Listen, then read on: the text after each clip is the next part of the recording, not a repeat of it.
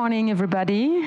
Thanks for joining for this panel about the global energy mix. So I'm very happy to be spending the next 40 minutes talking about the opportunities and the challenges that are arising from the current trends in the global energy mix.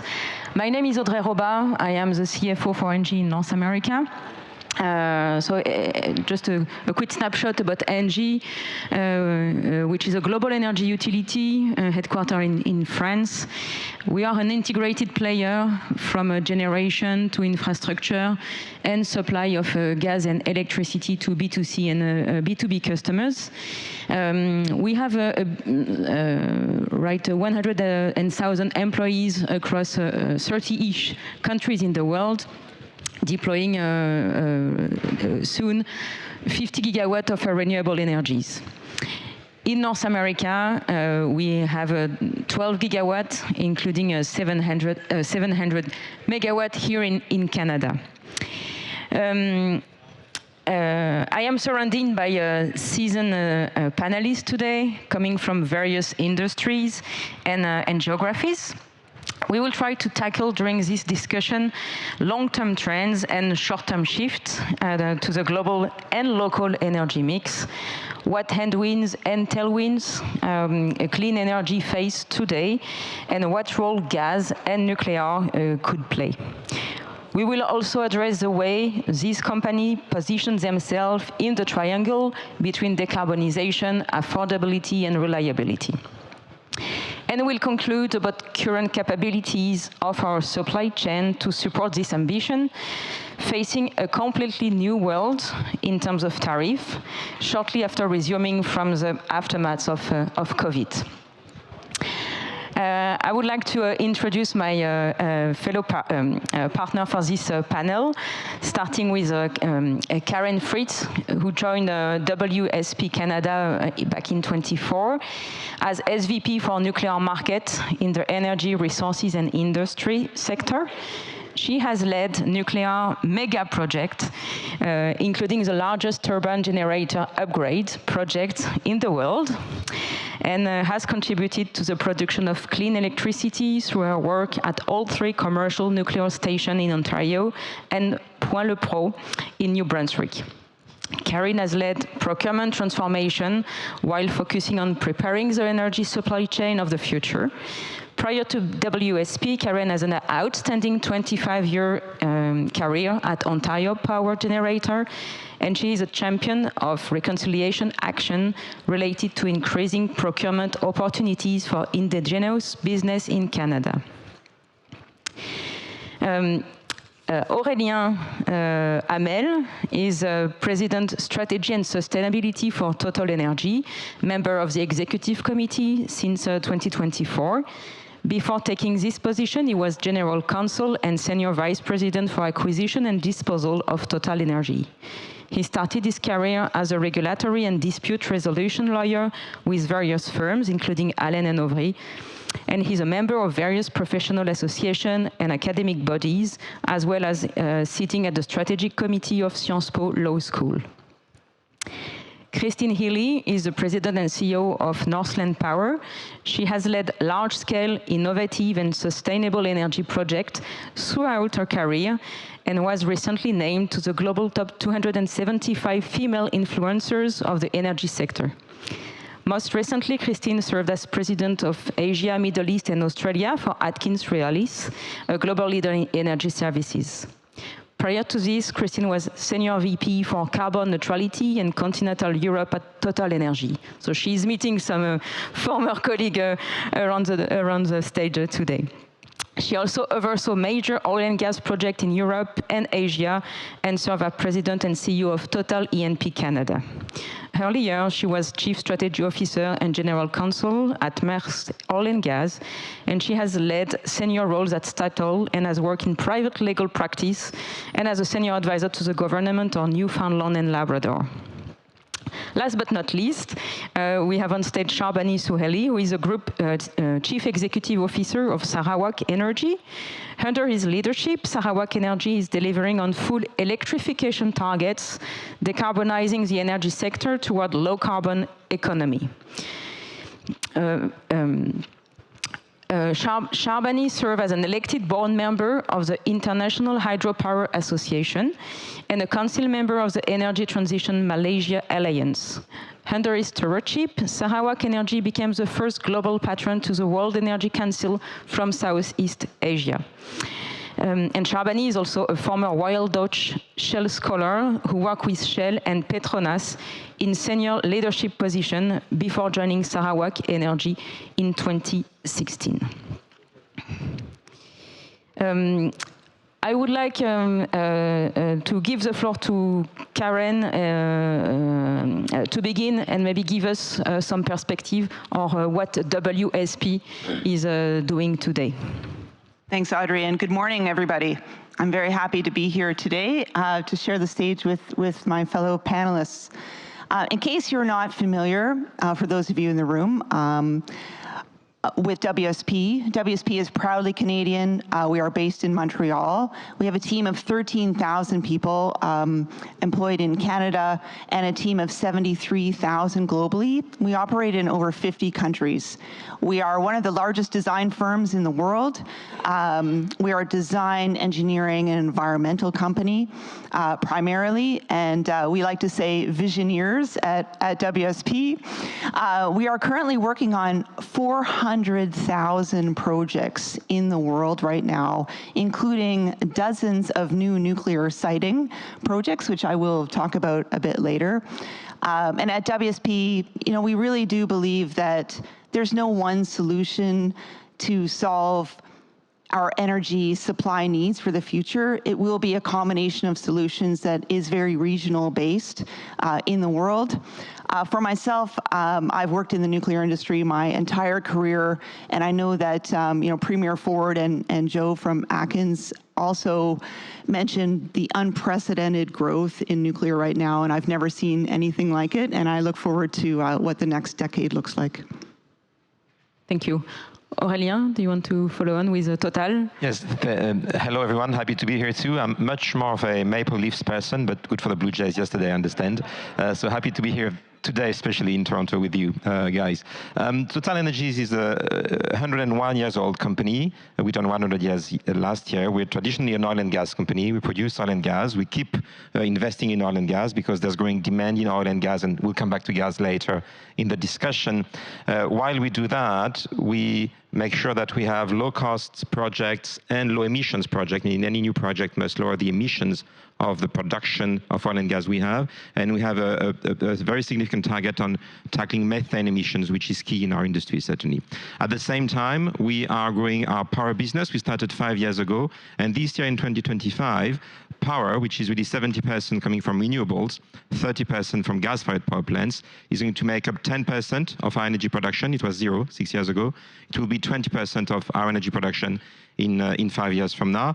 And we are happily investing in Canada, looking at the LNG opportunities. We've signed contracts from the Pacific coast to Asia, and we have acquired projects in renewable generation, not in Ontario, but in Alberta, but we're looking to expand in this respect.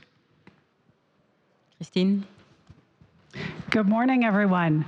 So a few words about Northland Power for those who may not be familiar. So Northland Power is an independent power producer headquartered here in Toronto, Ontario, Canada, and active in 10 countries around the world. So we do onshore wind, we do large-scale offshore wind in multiple jurisdictions, we do solar, we do gas-fired power, and we have recently launched Canada's largest battery storage, grid-scale battery storage project here in Ontario, just 2 hours west of us. So today, it's the 4th largest in the world, but as more and more battery projects are coming on the grid, I will be happy to see us move down the rankings, but we'll just have to come up with a new project for the future. So we are across the electricity space. About half of our production is in Canada and half is international, and our plans to grow are focused really in both areas. We have a position in Asia, in Europe, and we intend to grow in Canada. So we see electricity as a key part of the energy future in every part of the world. And Sharbini, I think we have a supporting slide to explain what Sarawak Energy is doing. Thank you, and thank you for inviting me to be part of the panel.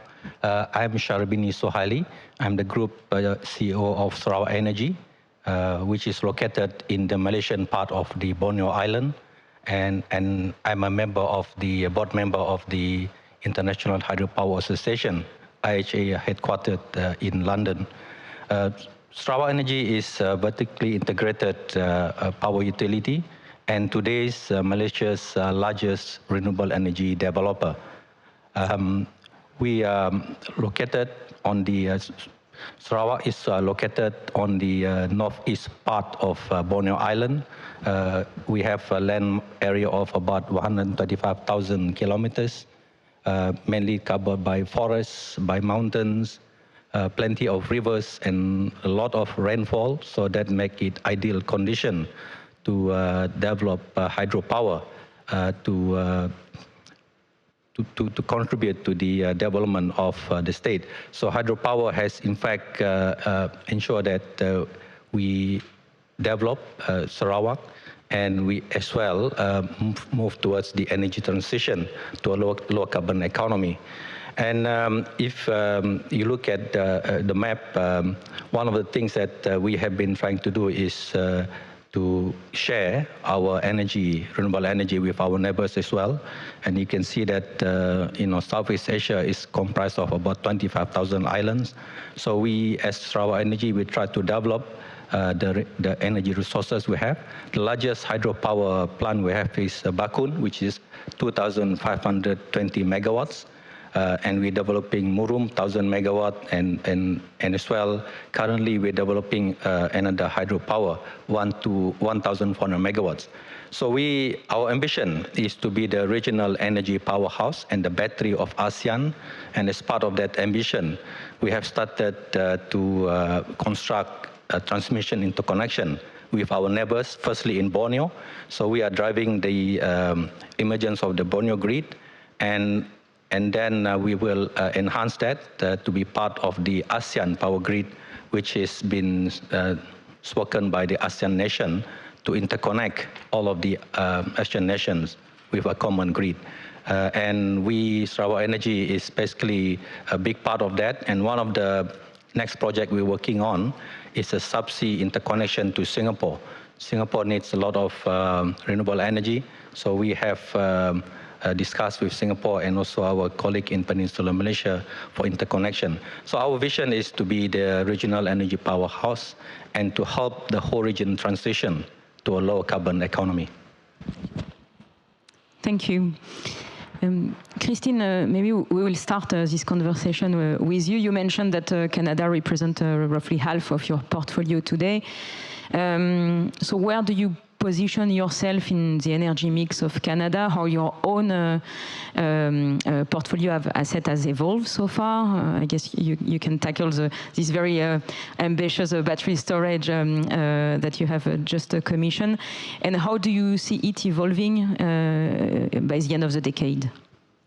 Well, thanks for the question. I think those of us who grew up in Canada maybe don't appreciate, but Canada is one of the greenest grids on the planet already, fourth greenest grid in the world. So Canada's energy transition journey started a long time ago, and the real question now, I think, for policymakers and the conversation that happens a lot in Canada is, what are we going to do the last piece of that greening, the last mile of the greening journey? And then there is a real cost-benefit analysis that has to be part of that, because affordability is critical. Affordability of energy is critical for industry. It's also critical for society. So that is a really different context, I would say, in Canada compared to other jurisdictions where we see, for instance, still a very heavy reliance on coal, an energy mix that is much less green than what we see typically here in Canada. I think as well in Canada we have an abundance of energy, which means that we have, in many ways, it's made us not really realize how fortunate we are and how much of a key that can be for the future for Canada. And when you hear Premier Ford talk about things about cutting red tape, of really trying to make things faster, it makes me happy as an investor who can deploy capital in Canada, because right now the reality is that things are relatively inefficient in Canada, and we have some work to do. So instead of aiming sort of for moderate improvement, I like to hear the vision that we want to be the fastest in the G20 for regulatory processes. For me, as someone who wants to be able to deploy capital, I think it's really important. And the energy transition story, I think, continues. If we can supply affordable, cleaner energy, secure energy, then industry is looking for that, and that becomes a competitive advantage for Canada. That long was a competitive advantage for us, and we see opportunities for the future. But as everyone on this panel can tell you, capital is mobile, and fundamentally it will go where it sees the best opportunities. So while we would all very much like that to be Canada, Canada also has to create the conditions for capital to really see that future. Thank you. Maybe we can travel around the globe with you, Sharbini. So you are an integrated player in Malaysia. How do you reconcile or drive energy consumption of your customers to match the local resources that you are using to produce energy?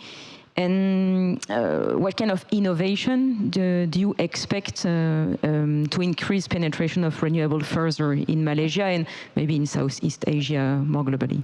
Yep. Thank you. As I mentioned earlier on, we are sitting in a very good place. We're quite fortunate that we have plenty of resources. We have hydropower, we have indigenous gas and coal, we have biomass, and we have plenty of sunshine as well for solar. And we have been developing those resources to ensure that there is enough supply to basically cater for the growth of Sarawak and Malaysia as well. As far as we are concerned, the relation between supply and consumption is a two-way process. It's not either or. So of course we, the long-term forecast, demand forecast will drive our generation planning. But as much as we can, we try to strategically, shape the demand based on the resources we have, and as well in terms of the development growth plan for Sarawak and for Malaysia. So what we have done in the past is that we and the state government, we decide which industries we want to pull in to basically utilize the resources that we have. And 15 years ago, we decided to make a bold step by putting in place a strategy to attract energy-intensive industries like aluminium, ferroalloys, and glass manufacturing to utilize our renewable energy resources. So this actually kickstart the development of the big hydros that we have. The Bakun, which is 2,500 megawatts, Murum 1,000 megawatts, Batangai is 100, and today we're developing Baleh 1,400 megawatts. And all of these generation projects would not be able to be developed without the demand, and it wouldn't be economic for us to do that. So you can see that for Sarawak, our base load is mainly from hydro, but we're also looking at other alternatives, renewable energy resources like biomass. And the latest that we have been developing is floating solar on our hydro dams and hydro lakes. We have plenty of water bodies in our hydro lakes. In fact, the Bakun hydro lakes is as big as Singapore Island. So we can put a lot of solar, floating solar on the hydro. And it's one of the first and the largest hybrid between floating solar and hydro in Malaysia today. And it is a very good combination because during the daytime, you will dispatch power from the solar and you keep the water behind the dam. And when the sun sets, then you then push the water through the turbines. And we are now planning to put in at least 1,500 megawatts of floating solar on our hydro lakes by 2030. And at the same time, we're also looking at how we could basically enhance the reliability of the network by looking at pump storage. and we're learning from our friends in Australia about pump storage development. And if we can do that, then we can put in more intermittent renewable energy like solar into the system. And we focusing more on the floating solar because in a tropical climate, the solar on land is not actually very green because you need to clear up a lot of trees and forests for that. But if you put it on water, then it takes out the issue. So those are the things that we're doing. And we have in the past a number of coal plants as well. And now we're trying to convert those coal plants into biomass as fuel as well. Yeah, thanks. So there is no one size fits all, and it's all tailor-made to the environment of the companies. Maybe Aurélien, as a Total is a global company, you are able to provide sources of energies and especially LNG across continents. So you can provide some global perspective on this topic. And especially, what role do you anticipate gas will play by 2030 and beyond? And what changes you forecast with the growth of renewable and the comeback of nuclear capacities? Well, thank you. When we look at the gas demand, we do scenario planning. Other companies and agencies do that. So we do scenario planning until 2050, actually, and then we have assumptions in there. But basically, when you look at gas demand, it's going to increase until the 2040s, and then actually it's likely going to plateau and not decline. And that's going to be around the world, basically. And then when you look at LNG, in which we are very much involved, liquefied natural gas, this is a source of energy of which demand is going to increase in Asia. And actually, and that's counterintuitive, in Europe too. Europe has a rather declining gas demand globally, so gas demand in Europe is on the decline and it will likely stay so. But because there's less domestic gas production in Europe, there's less pipe gas coming namely from Russia, and that's going to last likely. You have more LNG demand, that's going to be a growing business actually in Europe. And now the role we see for gas is one that's traditional in power generation. There is need for gas in power generation. And let me give you an example of Europe where there's been a huge push in a lot more renewables in the electricity mix. There's nuclear in France, which is big, and in a few other countries. There's hydro, which is big in the Nordics, namely. And actually, what we're seeing today is that there is need for a constant number of gas-fired power plants. There's a growing capacity market, and one of the shifts I think we'll be seeing is that even though in the next 20 years, gas-fired power plants may be called less than they are today in some places, they will be needed, and there will be a need for capacity mechanisms, so that basically what you're seeing in Spain today, where after they had their massive blackout in April of this year, we have CCGT, a gas-fired power plant in Spain. The Spanish authorities, the regulator, the grid, they've called on the gas-fired power plants to come on stream and stay on stream much longer and much more often than before. So you'll be seeing a need from the regulators to have that capacity in place to make sure there's no blackout, basically. So I think that's going to be a strong trend everywhere. And the other thing is we see a lot potential for gas demand in industry. There's discussions of what's the next thing in terms of industry. There's electrification. Some of them need gaseous forms of energy. There's hydrogen that competes with gas, but hydrogen today, clean hydrogen, is much more expensive than gas. And gas already does play a part in declining the intensity of production processes. So we see a lot of gas in the industrial processes going forward. And gas is going to be a complement, certainly of renewables. This is actually our strategy. Again, 70% renewable production capacity, 30% on gas-fired power plants. And this is going to be a complement to nuclear, because nuclear is going to be here for the base load. Nuclear is the best base load source there is. We're not into nuclear, but certainly we're watching the space. And you'll need more nuclear, but these are very long lead items. They're expensive. There are safety issues. I'm not the specialist here around the table, but we see a lot of potential for gas alongside renewables to deal with the intermittency, and on top of nuclear, which is going to be base load, where gas in power is going to be about peak demand mostly. So maybe Karen will disagree about yes, I'd love to comment on this. The time to market of nuclear and what are the barriers that nuclear development is facing today to scale in time. Karen, what's your thought? Yeah, thanks, Audrey. So, I'm a firm believer that nuclear is baseload. As you mentioned, it is a very safe technology. It is reliable. Some of the best operating power plants in the world are right here in Canada with very high capacity factors, which means they're online almost all the time. It's very reliable. Unlike gas, you don't turn nuclear on and off. That's not how nuclear works, although it is possible. But that's not how it's designed. So nuclear is the base load, and all the other alternative energies that are being proposed and installed, those are complementary to nuclear, and those are absolutely needed as well. I know there's been a lot of talk about Ontario and Canada today, but in the last 60 years, Canada has built 24 commercial reactors. And this has, contributed to 50% of our power supply in Ontario being provided by nuclear. This is amazing.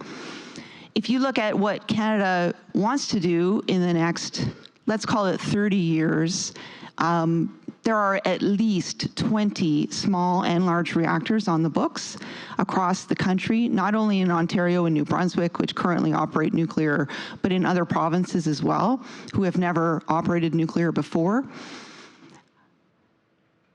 Out of those 24, we still have 17 operating reactors, many of which are undergoing multi-billion-dollar refurbishment projects, which I've had the absolute pleasure of being involved in 2 of those, which will extend nuclear to another, let's call it 30 to 50 years of operation. So I would say, in order to keep doing that, we need to do a few things.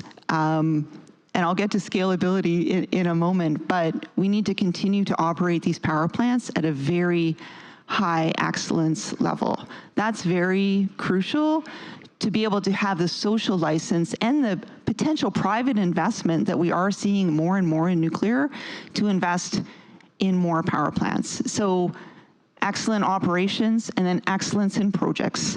So, we'll talk a little bit about affordability of a power plant, a nuclear power plant. The recent projects in Ontario have proven that nuclear mega projects can be delivered on time and on budget.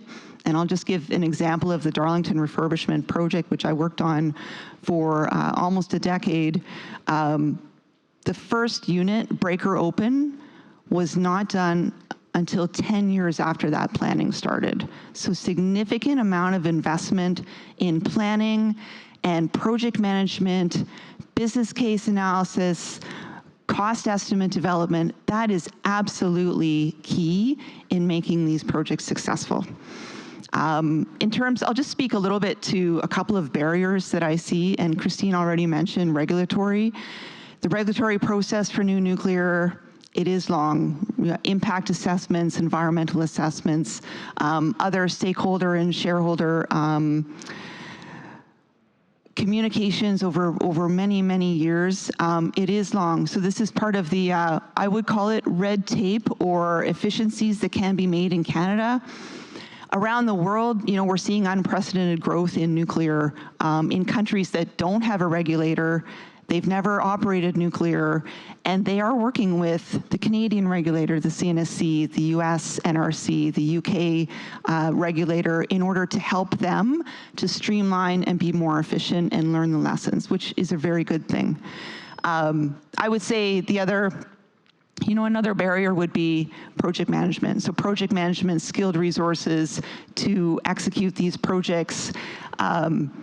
If we're building 20 reactors, new reactors across Canada, our population and the growth of nuclear and working on these large energy projects, it doesn't always equate with, what is there in the country. So we do need a plan to get our skilled workforce, engineers, operations up to speed. I can just jump in there as well, because I thought, Aurélien, you made a very important point there and we need nuclear on the grid. Certainly in Canada, nuclear has been a big success.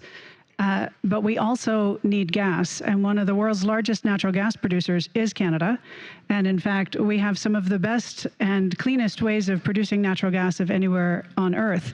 So in fact, I think there is also a need for natural gas on the grid in Canada, and pivoting away from natural gas too quickly in fact creates difficulties in the system, similar to what Aurélien spoke to. So we operate peaker plants here in Ontario, gas-fired power, where we do have capacity arrangements with the government, with the system operator. So we turn on when we need to. And there have been times this year, particularly during our very hot summer, where we've been on a lot. And similarly, the battery storage project I referred to earlier is also. So the key with energy is that it's not either or. The answer is and. It's hydro and nuclear and gas and renewables, all at scale, all needed, and all needed actually quickly in order to fuel the growth that we see happening across the globe.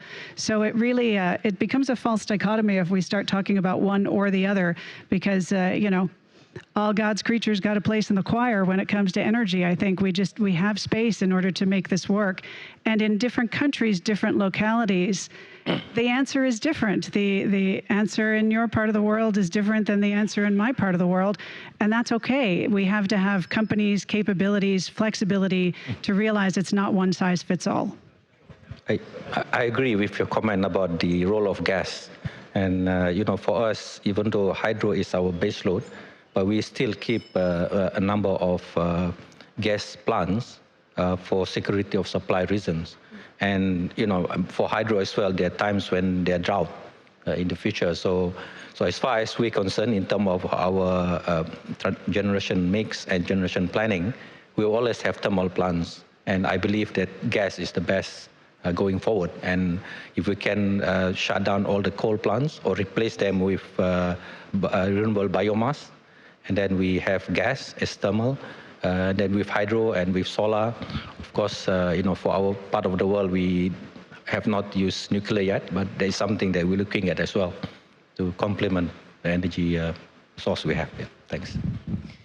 But maybe I would like to go on with a supply chain, because we discuss complementarity of energies depending on the local context. But we also have to recognize that the supply chain is global, and that we face significant challenges in some part of the supply chain with, from time to time, very long lead time to get equipment. So maybe for you, Sharbini, how have you been able to manage those challenges? To deliver on your strategic roadmap? Yeah, so like any other utilities around the world, you know, supply chain issues is a challenge for us, especially today. And we have seen issues in terms of supply of subsea cables, for example, or cables or transformers. And recently, we were trying to set up a number of gas plants. And actually, the gas turbine market is very constrained at this point in time. And so I think the key thing for us is to ensure that we strike a balance between proven and technologies, and also new technologies coming in. We have many companies offering us different types of equipments and materials, and we're looking at that. But we are looking more at more of a strategic in alliance with the OEM, more long-term rather than short-term procurement strategies. And we also trying to develop local capabilities, in Southeast Asia for us to be able to overcome some of these issues we have. But of course, in Southeast Asia, there's a big partner, China, over there, who has a lot of things to offer, and there's something that we're looking at as well. And quite a big constraint for us in Southeast Asia is the participation of other contractors, delivering our projects rather than the Chinese. Because the Chinese, they come in, they can offer very competitive rates. So those are, we're trying to basically diversify all of our supply chain to ensure that, we can manage the issue we have in the next couple of years, which is going to be getting worse, I think. Yeah.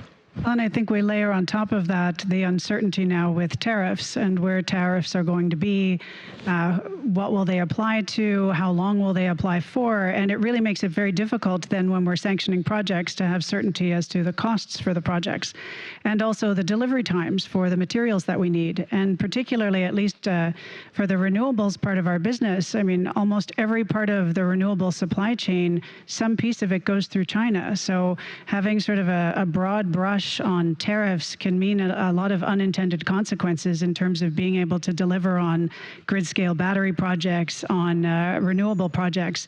You know, we work with turbine suppliers all over the world, and we've been working on new supply chain in Asia, and I just visited a new turbine factory in Poland last week that we're working with one of our suppliers on. I mean, these things are happening, and it's very exciting, but it takes time to get these supply chains established, and even within the supply chain for that factory, there are limited numbers of suppliers for my supplier. So it's an interconnected chain. So we have to be very careful as we approach this. If we're entering a new sort of tariff-oriented world order, this will create more impediments for investment. Yeah, I'll just comment on the supply chain for nuclear and so many similarities in what you both said. I think going forward, because the number of nuclear power plants that are desired to be deployed globally is so large, the supply chain in Canada, we're very lucky. We're very fortunate to have a very strong and engaged supply chain. And I say engaged because our strategies need to complement each other. So if we know we're refurbishing a 4-unit power plant, you know, the steam generators need to be fabricated somewhere, and that doesn't happen overnight. You need long-term planning. So the long-term planning for these projects, you know, as around the world, we look at different technologies and different construction methodologies like modularization, using digital twins, digital rehearsals for construction. You know, the more different technologies we have in nuclear, the more different the supply chain is, different components, different quality requirements. And supply chains work really well when there's consistency, standardization, and volume. And that's very important when it comes to delivering on time with quality and experience. So, you know, there are over 100, I think it's 120 some SMR, small modular reactor designs in the world right now.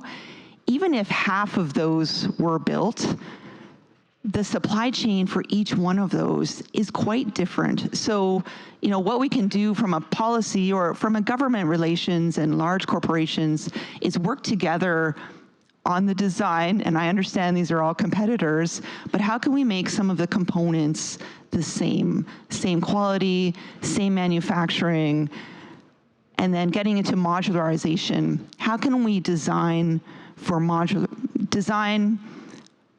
modularization and rapid assembly instead of designing for construction? Very, very different process, and that may allow us to deploy reactors more quickly, safer, more work done not in the field, in order to meet our energy needs quicker. Thank you. My last question will be for Aurélien. You mentioned that you are working on a scenario planning by 2050. What could disrupt what we have just discussed? What can we expect that we have not expected so far, just for us to get prepared? The good thing about that question is we don't need to make complicated assumptions. I think we're experiencing what can disrupt the path to the energy mix, energy supply, and the energy transition. Certainly, I think we think the biggest disruptions, they are likely to come from tensions and fragmentation. Maybe we are exiting a world where global trade, unimpeded trade was the fashion of the day or the flavor of the day. It's no longer the case really today, and we're seeing more regional patterns, namely in energy trade. If you look at LNG, for instance, ever since Ukraine was invaded by Russia, Europe has reduced its Russian gas consumption from 150 billion cubic meters to 50 billion cubic meters, and it's going down. That has had to be replaced. Prices went up. They've gone down, not at the same level as before. And now you're seeing a lot more US LNG going to Europe because of the tensions between China and the US. The Chinese have stopped buying US LNG, basically. And this is new. Again, before, the only thing that mattered was getting the energy, LNG or oil, as fast as possible, as cheap as possible, and you will do the arbitrage in relation to the opportunities. This is different today. It's about geopolitics, and politics, they really trump economics. And that's, I think, a new normal to which we, big corporations, actually, we need to get accustomed to, because this is going to change the way in which we can do business, invest, and trade. And one way we address that is by leveraging our local presence in many countries. We are in 120 countries, and I think we are more and more becoming local, regional companies in a way, as part of an international group that we are. And that's going to be something that's going to be cultural as well as being organizational and related to trade. So if I can add on to that, I would say I agree 100% that we see a big shift on geopolitics. And it means that when it comes to energy, the conversation has come back to security of energy supply country by country. And it's interesting, all the old songs are new again, because that was very much the top topic in the 70s and the early 80s. And then we kind of forgot about it, and it became a bit more of a global, let's just find the lowest cost and different kind of drivers. Now I think we're back to the very key need for energy security and understanding where your energy is coming from into the future. And this is, I think, top of the list for almost every country, and represents a very significant change in how energy systems work. Well, thank you. We are coming to the end of the discussion. Maybe we would have needed a double of time to cover all the topics, but hopefully it will have provided to the room a good overview to pursue the discussion this morning during the next session, covering nuclear energy, a deep dive, covering critical minerals, as well as innovation and collaboration. So we have heard a lot about those topics during this discussion. So thank you very much for each of you. It was really a pleasure to animate this discussion, and thanks to the room.